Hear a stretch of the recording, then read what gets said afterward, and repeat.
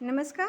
आज हम पढ़ रहे हैं कवितावली उत्तरकांड से ली गई है रामचरितमानस के, जिसे लिखा है गोस्वामी तुलसीदास जी ने, और मैं कविता भारद्वाज इसकी व्याख्या कर रही हूँ।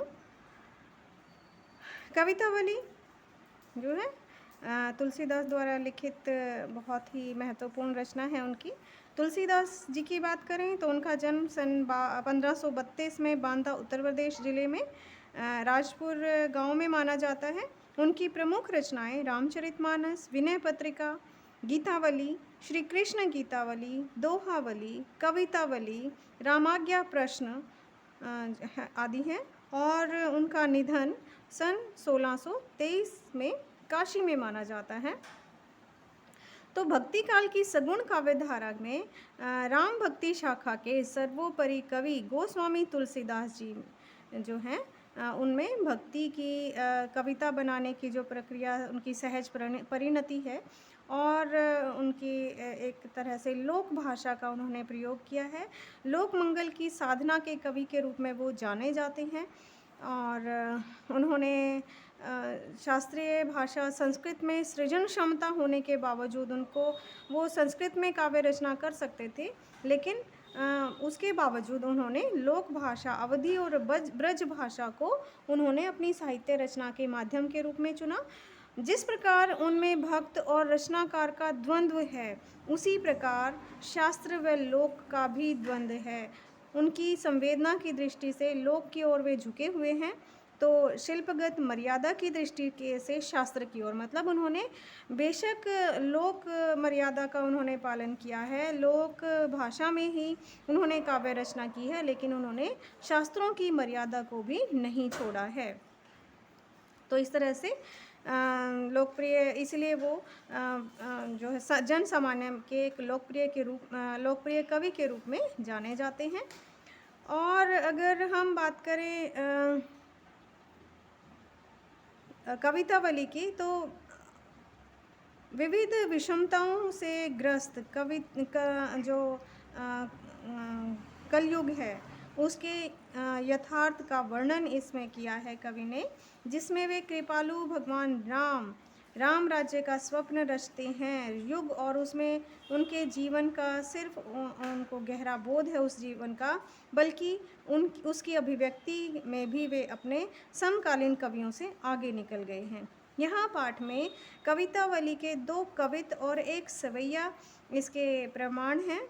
और पहले छंद में उन्होंने दिखलाया है कि संसार के अच्छे बुरे समस्त लीला प्रपंचों का आधार पेट की आग का दारुण गहन यथार्थ है। यथार्थ मतलब सच्चाई है। पेट की आग जो है उसको बुझाने के लिए लोग अच्छे बुरे हर तरह के काम करते हैं, जिसका समाधान वे राम रूपी घनश्याम के कृपा बादल के जल में देखते हैं कि जो है भगवान राम रूपी जो बादल हैं, उनके जल से ही ये पेट की आग बुझाई जा सकती है।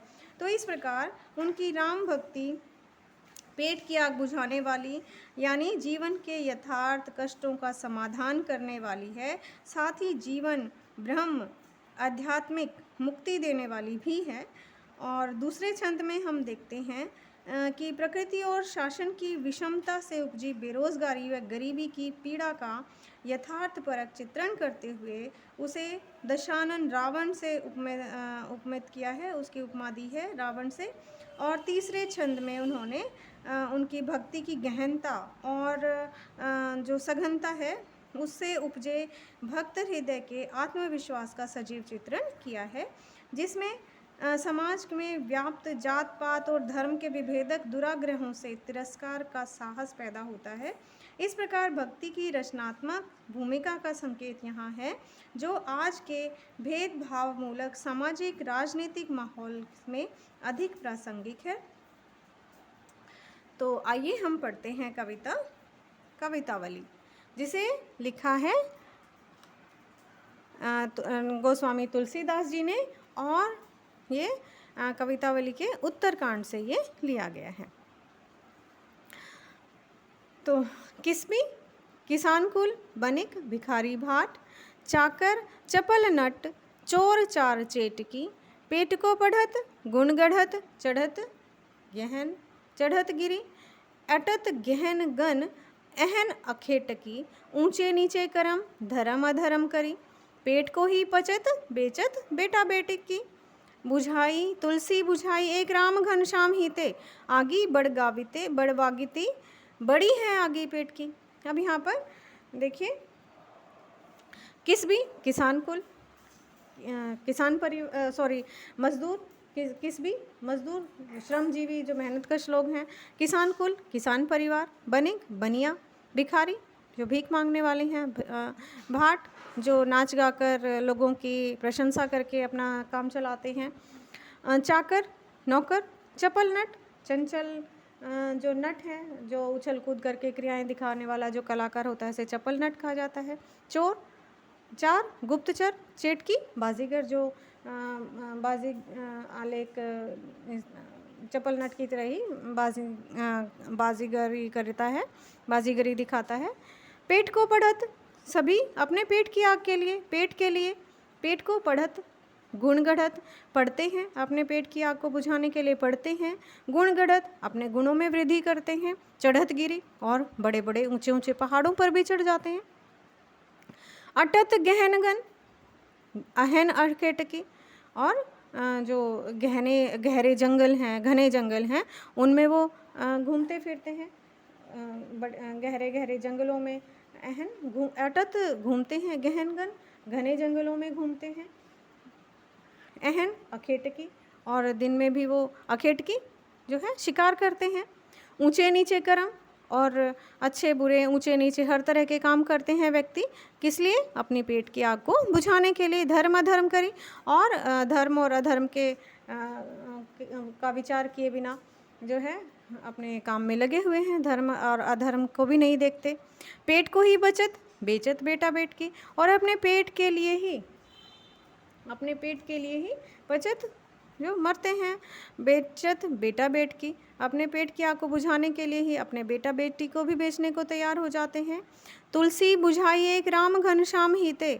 अब तुलसीदास जी कहते हैं कि बुझाई एक राम घनश्याम हीते, आगी बड़गाविते बड़ी है आगी पेट की, बड़गाविते बड़ी है समुद्र की आग जो है, आगी बड़गाविते समुद्र की आग बड़ी है आगी पेट की आग से भी बड़ी जो है समुद्र की आग है, और समुद्र की आग से भी बड़ी पेट की आग है, और जिसे केवल बुझा सकते हैं एक राम घनश्याम, राम की कृपा रूपी बादल, घनश्याम बादल, ठीक है। तो राम की कृपा रूपी बादल जब बरसेंगे, राम की कृपा रूपी जो बादल में से जो जल बरसेगा, जिनकी जो कृपा होगी, वही कृपा जो है इस पेट की आग को बुझा सकती है।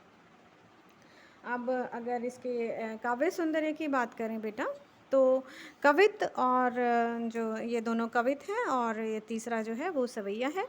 तो ये वर्णिक छंद है, वर्णों की संख्या यहाँ पर निश्चित है, तो ये एक तरह से वर्णिक छंद है, और भाषा जो है ब्रज भाषा का प्रयोग हुआ है यहाँ पर। तुलसीदास जी ने ब्रज भाषा का बहुत ही सुंदर प्रयोग इसमें किया है, और सफल प्रयोग कह सकते हैं। विरोधाभास अलंकार का भी प्रयोग हुआ है। जो छंद है कवित छंद है, वर्णिक छंद है जिसे कहा जाते हैं कवित जो है वो वर्णिक छंद है। और यहाँ पर उन्होंने मुगल कालीन समाज के यथार्थ का वर्णन किया है। उस समय पर मुगल काल था, मुगल काल के समय पर जब जो सामाजिक यथार्थ था उसका वर्णन यहाँ पर कवि ने किया है, उस पर प्रकाश डाला है, और कहा है कि जो समाज में हर तरह के जो लोग थे वो अपने गुणों को बढ़ाने, जो अपने पेट की आग को बुझाने के लिए तरह तरह के काम करते थे, ना वो धर्म अधर्म का विचार करते थे, और अपने बेटा बेटी तक को भी बेच देते थे। तो उस समय का मुगल कालीन समाज ऐसा था, उसका वास्तविक वर्णन यहाँ पर कवि ने किया है। आगे देखिए, खेती न किसान को। अब यहाँ पर क्या कह रहे हैं कवि कि उस समय पर किसान के पास खेती करने के लिए नहीं थी, खेती नहीं कर पा रहा था किसान जो है, भिखारी को ना भी। अब जो किसान खेती नहीं कर पा रहा है तो भिखारी को भीख भी नहीं मिल पा रही है। अब किसान खेती करेगा तभी मतलब वो भीख भी दे पाएगा, और इसलिए भिखारी को भीख भी नहीं मिल रही है।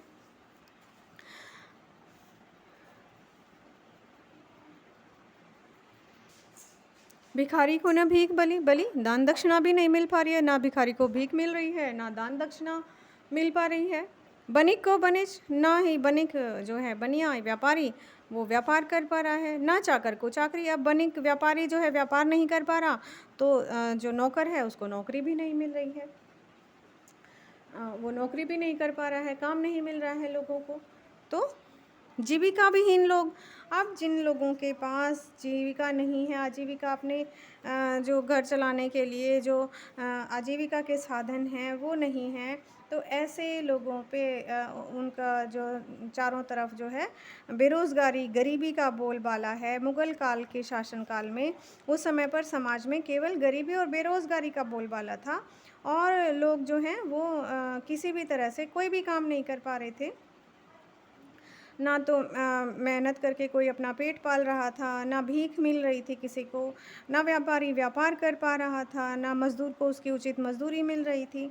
तो अब जीविका विहीन लोग, अब आजीविका से विहीन लोग, जिनके पास जीविका के साधन नहीं थे, तो ऐसे लोग सिद्धमान सोच, बस केवल इतना ही सोच रहे थे, इतना ही उनके दिमाग में आ रहा था, केवल वो इतना ही दुखी थे, चिंतित थे, इतना ही सोच पा रहे थे। कहे एक एक कंसो, और एक दूसरे को क्या कह रहे थे, कह रहे थे एक एक कंसो, एक जो है वो दूसरे को कह रहा था कहाँ जाई का करी, कि हम कहाँ जाएं और क्या करें। एक एक से यही कहता हुआ दिखाई दे रहा था, सभी व्यक्ति एक दूसरे से यही कहते हुए दिखाई दे रहे थे कि हम कहाँ जाएं और क्या करें। वेदों पुराण कहीं, और वेदों और पुराणों में कहा गया है, वेदों में भी कहा गया है, पुराणों में भी कहा गया है। लोकहूँ बिलोकियत, और संसार में लोगों द्वारा भी देखा गया है, लोगों ने भी यही देखा है। वेदों पुराणों में भी कहा गया है और संसार में भी यही देखा गया है। क्या देखा गया है? सांवरे सब पे राम रावरे कृपा करे, सांकरे संकट के समय पर, सबे पे सभी पर, कि यही देखा गया है। वेदों में भी कहा गया है, पुराणों में भी कहा गया है कि संकट के समय पर केवल राम ही सब पर कृपा करते हैं। राम रावरे कृपा करी, राम जो है वही सब पर अपनी कृपा करते हैं। दारिद्र दशानन, यहाँ पर रूपक अलंकार का यहाँ पर बहुत ही सुंदर प्रयोग कवि ने किया है। दारिद्र दशानन, दरिद्रता रूपी रावण। दारिद्र दशानन, दरिद्रता रूपी जो दानव है, जो राक्षस है, जो दशानन है, रावण है, उसने दबाई दूनी दीन बंधु। दरिद्रता रूपी जो रावण है उसने सभी को, समाज को दबा रखा है, और मतलब सभी लोग, मतलब इसका अर्थ क्या है, दबा रखा है मतलब गरीबी से परेशान है, सब जगह गरीबी फैली हुई है, बेरोज़गारी फैली हुई है, और वो प्रार्थना कर रहे हैं, दूरित दहन देखी तुलसी हाहा करी। और इस तरह से चारों तरफ से उसे देखकर सब और त्राही त्राही जो है इस जो दरिद्रता रूपी रावण है उसने दूरित दहन देखी, और इस तरह से दूरित पाप और नाश जो है, पापों का नाश करते हुए देखकर, जो राम की कृपा के कारण जो कष्टों का नाश जो है, जो ज्वाला कर रही है, पूरा समाज जो है वो इस दरिद्रता रूपी रावण की अग्नि में जल रहा है, और उसे देखकर तुलसी हाहा करी। तुलसी जो है वो तुलसीदास जो है वो हाय हाय कर रहे हैं, एक तरह से त्राही त्राही मची हुई है, सभी लोग परेशान हैं। तुलसी हाहा करी, तुलसी भी परेशान है, तुलसीदास जी भी, और वो भी परेशान होकर हाय हाय पुकार रहे हैं। अब अगले जो छंद है ये सवैया छंद है, और ये भी वर्णिक छंद है। धूत कहो अवधूत कहो, और इसकी भाषा जो है वो ब्रज भाषा है। धूत कहो अवधूत कहो, राजपुत्र कहो जुलाहा कहो कोई। अब यहाँ पर कवि क्या कह रहे हैं कि यहाँ पर जो तुलसीदास जी जो हैं वो कह रहे हैं कि अपनी एक तरह से जो जातिवाद का उन्होंने खंडन किया है, वो स्वयं का जो है नाता संसार से कुछ भी नहीं मानते हैं, और अपने आप को संसार से अलग दिखाने का प्रयास करते हैं। वो एक तरह से साफ साफ कहते हुए दिखाई देते हैं कि उन्हें संसार से कोई मतलब नहीं है। धूत कहो, धूर्त दुष्ट व्यक्ति कहो, अवधूत कहो, सन्यासी कहो, कि उनको कोई दुष्ट व्यक्ति कहे, चाहे उनको कोई सन्यासी कहे, राजपुत्र कहो या उनको राजा का पुत्र कहें, क्षत्रिय कहे मतलब, या जुलाहा कहो को या उन्हें कोई जुलाहा कहे। जुलाहा एक तरह से छोटी जाति का यहाँ पर प्रतीक माना जाता है, जो कपड़े बनाने वाले जो लोग हैं, तो या उन्हें क्षत्रिय ऊंची जाति के विषय में कहा गया है, जुलाहा नीची जाति के बारे में उस समय जो समाज में मानी जाती थी, तो उसके बारे में बात की गई है। वो कहते हैं मुझे कोई कुछ भी कहे, काहो की बेटी सो बेटा ना ब्याहब, और मुझे किसी की बेटी से अपना बेटा भी नहीं ब्याहना है। काहू की जाति बिगाड़ न सो, और इस तरह से किसी की बेटी से अपना बेटा ब्याहकर मुझे किसी की जाति बिगाड़ने का भी कोई डर नहीं है कि मैं किसी की जाति बिगाड़ दूंगा। तुलसी सरनाम गुलामों है राम को। अब यहाँ पर तुलसीदास जी कहते हैं कि तुलसी जो सरनाम है, जो तुलसीदास हैं, वो स्वयं को किसका दास मानते हैं, वो स्वयं को प्रसिद्ध है, मतलब तुलसी सरनाम, तुलसीदास प्रसिद्ध हैं, गुलामों है राम को, राम के गुलाम के रूप में, राम के दास के रूप में तुलसीदास जाने जाते हैं। जाको रुचे सो कहे कछुओ, और जिसको जो अच्छा लगे वो उन्हें कह सकता है, जिन्हें जो अच्छा लगे। तुलसीदास जी को कोई फ़र्क नहीं पड़ता, संसार के लोग उन्हें कुछ भी कहें, उन्हें कोई फ़र्क नहीं पड़ता, जिसको जो अच्छा लगता है वो उन्हें कह सकता है। जाको रुचे मतलब रुचे अच्छा लगे, सो कहे कछुओ कि वो मुझे जो जिनको जो अच्छा लगता है वो और कुछ भी उन्हें कह सकता है। मांगी के खैबो, वो कहते हैं कि मैं तो मांग कर खा सकता हूँ। मस्जिद में सोइबो, और मस्जिद में सो सकता हूँ, मैं तो मांग कर खा सकता हूँ, और जो है मस्जिद में सो सकता हूँ। उन्हें किसी भी धर्म से, किसी जाति से कोई मतलब नहीं है। लेब को एकू न देब को दो, यहाँ पर मुहावरे का प्रयोग किया है, लेना एक न देना दो।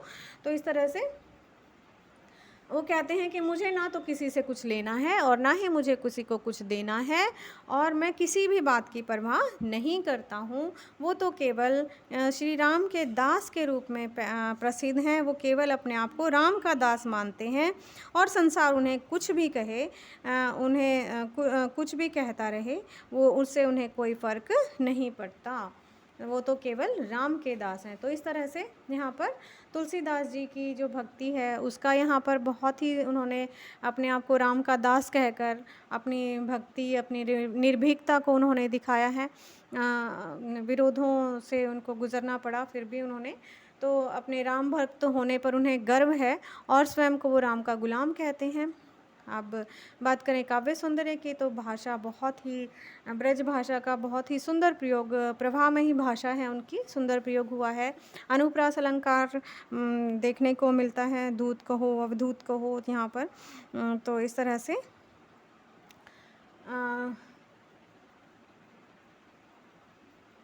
काहू की बेटी को बेटा ना ब्याह, यहाँ पर भी, और एक तरह से सरनाम गुलाम है राम को। तो इस तरह से माँ की आवृत्ति हो रही है। अनुप्रास अलंकार यहाँ पर दिखाई देता है। लेना एक ना देव को दो, यहाँ पर जो है मुहावरेदार भाषा का प्रयोग किया है, मुहावरा है ये। तो इस तरह से ब्रज भाषा का बहुत ही सुंदर प्रयोग कवि ने किया है। तो आशा है आपको समझ आई होगी कविता। धन्यवाद।